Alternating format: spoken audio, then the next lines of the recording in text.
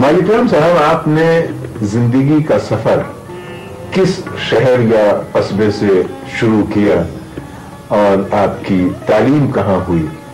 آپ کے والدین کس جگہ کے رہنے والے تھے؟ اللہ اکبر، کیا یاد دلا دیا آپ نے۔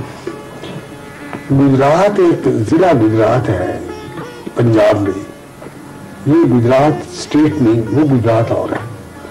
اس کی اہمیت یہ ہے کہ سکھوں اور انگریزوں کی دونوں لڑائیاں ایک گجرات میں ہوئی ہے۔ ایک گجرات کا ایک بہت بڑا شہر ہے چلیا والا، دونوں جگہ سکھوں کو شکست ہوئی اور اس کے بعد انگریزوں نے قبضہ کر لیا پنجاب۔ میں تھانے میں پیدا ہوا، میری پیدائش 22 دسمبر 1906 کی ہے۔ اگر زندہ رہا خدا نے بخشی توفیق تو میں اگلے 22 دسمبر کو 83 برس کا ہو جاؤں۔ اس زمانے میں یہ تھا کہ 2 جماعتیں 2 سال جونیئر اسپیشل اور سینئر اسپیشل ایسی تھی جن میں صرف انگریزی پڑھائی جاتی تاکہ وہ نئے درجے کی تک کی جو پہلے انگریزی تعلیم تھی وہ اتنی قابلیت حاصل ہو گئی۔ میں اپنی ادبی زندگی کا آغاز اقبال کے لاہور سے کیا تھا۔ یقیناً آپ ان سے ملے بھی ہوں گے۔ اس زمانے کے دوسرے مشاہیر کون کون تھے جن سے آپ کی ملاقات ہوئی؟ بھائی اس وقت لاہور میں غلام رسول میر تھے، عبدالعزیز خالق تھے، اینڈ شاہ پطرس تھے، محمد الدین تاثیر کا میں نے نام لیا، غلام مصطفیٰ تبسم تھے، امتیاز علی تاج تھے۔ یہ وہ حلقہ تھا جو اقبال سے بہت قریب تھا اور ان میں سے بیشتر میرے اچھے ملنے والے تھے، اور انہوں نے ایک آدھ مرتبہ کہا بھی کہ تم جاتے نہیں، تم ملتے نہیں۔ لیکن میں نے عرض کیا نا کہ مجھے کسی اونچی جگہ پہنچنے کے لیے سیڑھی ذرا مناسب نہیں معلوم ہوتی۔ آپ کے عہد کا پنجاب کیا تھا اور کون سی ایسی شخصیتیں تھیں جنہوں نے اس پنجاب کی علمی اور ادبی فضا کو بنانے میں کام کیا؟ پنجاب میں آپ کو تعجب ہوگا یہ سن کر کہ پنجابی زبان اردو رسم خط میں لکھی جاتی تھی جی۔ ایک دوسرا یہ ہے کہ پنجاب والے 2 شخصوں کے احسان سے کبھی عہدہ برار نہیں ہو سکتے، ایک مولوی محمد حسین آزاد اور ایک تاجور رنجیب آبادی۔ ان لوگوں نے لاہور میں رہ کر اردو کی ترویج میں، ترقی میں جتنا کام کیا ہے کسی نے نہیں کیا۔ صحافت کے میدان میں ظفر علی خان کا جو مقام ہے، زمیندار کا جو مقام ہے، وہ کس سے مخفی نہیں ہے، اور اس سے اٹھ کر میر اور سالک نے اپنا پرچہ انقلاب نکالا زمیندار سے نکل کر۔ یا احسان ہے، یہ ہندوؤں کے جو اخبار تھے بندے ماترم اور بھارت، اور یہ سب بھی اسی کا اثر تھا۔ بندے ماترم وہاں کا جو سب سے اچھا پرچہ نکلا وہ لالا لاجپت رائے نے نکالا، اور لالا لاجپت رائے مولانا منصور آزاد کے ذاتی دوست تھے۔ ان کے والد دھنپت رائے فارسی کے بہت اچھے عالم تھے، بلکہ یہاں تک ان کے متعلق لکھا گیا ہے کہ وہ نماز کے وقت نماز پڑھتے تھے، لالا دھنپت رائے لالا لاجپت رائے کے والد۔ تو یہ سب اثر جو تھا اردو کا تھا، اور باقی پنجاب میں جتنی ترقی ہوئی اس کی وجہ صاف ہے کہ جب مسلمان مغرب سے آئے تو پنجاب میں پہلے آئے، وہیں ان کا ڈیرا ڈالا ان لوگوں نے، اور پنجاب کی تہذیب پر اسلام کا بہت اثر ہے۔ 1932 میں جب میں ضمیر صاحب یہاں آیا ہوں تو بہت مختصر قیام تھا۔ وجہ اس کی یہ ہوئی تھی کہ رامجس کالج میں ایک ہسٹری کے لیکچرر کی جگہ خالی ہوئی تھی، میں ایم.اے. ہسٹری میں کر چکا تھا۔ یہاں میرے ایک دوست تھے، ہم جماعت تھے، ساتھ کے کھیلے ہوئے، ان کا کچھ تعلق رامجس کالج کے پرنسپل سے تھا۔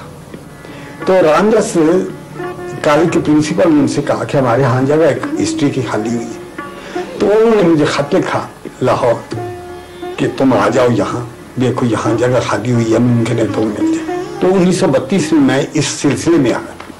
मैं यहाँ महीनों बैठा रहा। वो जो तनख्वाह उन्होंने दी थी उस जमाने में, तनख्वाह आजकल के प्रोफेसरों को तो जनाब कुछ ना पूछिए, अडल्ले तलल्ले 6,000 और 7,000 और 8,000। उस जमाने में इतने सैकड़े भी नहीं थे। मैं वापस चला। तो उस जमाने में मेरी मुलाकात सिर्फ 2 आदमियों से हुई, साहिल साहब और बेखुद साहब। 36 में मैं मुस्तकिल यहाँ आया।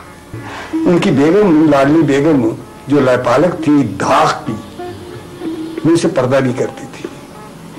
आप ये समझिए कि जो गलत सलत उर्दू में बोलता हूँ आज, इसमें बहुत हाथ था।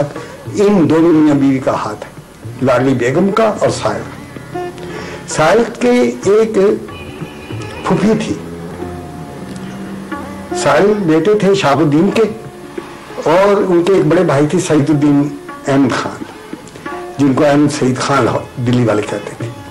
और एक महन थी इम्तियाज जमानी बेगम, जिनका नाम घर का बिग्गा बेगम था। साहिल साहब की से मैंने बात की गालिब की। ये वो जमाना है जब अभी मैंने कुछ लिखा नहीं था गालिब से मुतल्लिक ज्यादा, बल्कि ये जिक्र गालिब बात की बात है।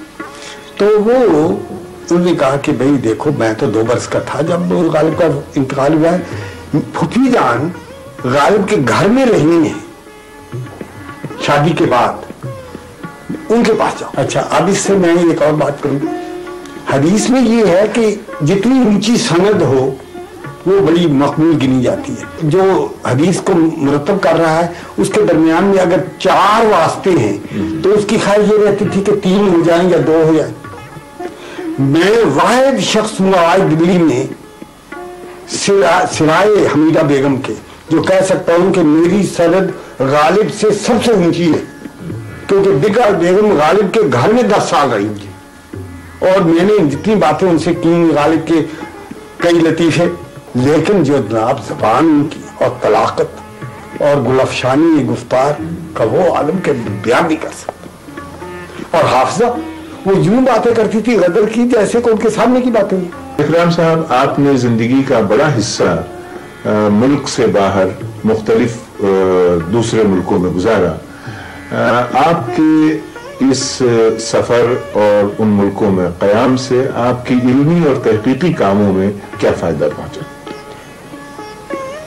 ये इस लिहाज से कि अरबी मैंने अपने मशरक़ी मगरबी, बल्कि वही कहना चाहिए कि वेस्ट एशिया, मगरबी एशिया के ममालिक में ख़ासतौर पर मिस्र और इराक़ के ज़माने में सीखी, और इस्लामियात का वसी और अमीर मुतालिया जितना भी हुआ वो मिस्र और इराक़ के क़याम के दौरान में हुआ। एक बात मैं जानना चाहूँगा कि इस्लामियात और इस्लाम से दिलचस्पी सिर्फ इराक़ के क़याम का नतीजा थी, और ये दिलचस्पी सिर्फ इल्मी हद तक थी या किसी तरह का और असर आप पर इसका पड़ा? असल में ये तो बहुत बात की आप कह रहे हैं। इस्लामियात से मेरी दिलचस्पी हिंदुस्तान ही में पैदा हो गई थी। हजरत आदम के वक्त से लेकर हजरत मोहम्मद सल्लल्लाहु अलैहि वसल्लम तक मजहब इस्लाम रहा है। कुरान बार बार कहता है कि इब्राहिम और नूह इस्लाम मुस्लिम, ये रहा। कुरान की आयत जो आखिरी हिज्जुल विदा में हुई है, अल यौम अकमलतु लकुम दीनकुम व अतममतु अलैकुम निअमती व रदीतु लकुम इस्लाम दीना। मैं इसके माने ये किया करता हूँ कि अल यौम अकमलतु लकुम दीनकुम, वो दिन जो आदम से शुरू हुआ था आज मैंने मुकम्मल कर दिया। मैं ये कि ये इस्लाम जो हज़रत मोहम्मद सल्लल्लाहु अलैहि वसल्लम पर नाज़िल हुआ वो मुकम्मल आज हुआ है, बल्कि वो अल इस्लाम जो शुरू से था। सही। एक दूसरी बात इसी से क्रॉनमी या फरा निकलती है, वो ये कि इस हिसाब से तो सारी दुनिया मुसलमान है जी। तो मैं भी मुसलमान, आप भी मुसलमान है, ये भी मुसलमान है, वो भी मुसलमान है, ये लड़की भी मुसलमान है। सही।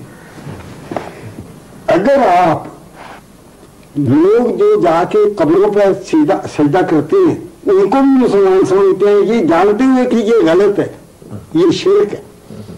अगर वो मुसलमान है तो मैं अगर मूर्ति पूजा करता हूं तो मैं मुसलमान क्यों? अच्छा मालिक राम साहब, हमने आपका बहुत वक्त लिया। नहीं साहब, हम इसलिए भी शुक्रगुजार हैं कि आपने इसकी इजाजत दी कि हम जो कुछ चाहें वो आपसे पूछ सकें।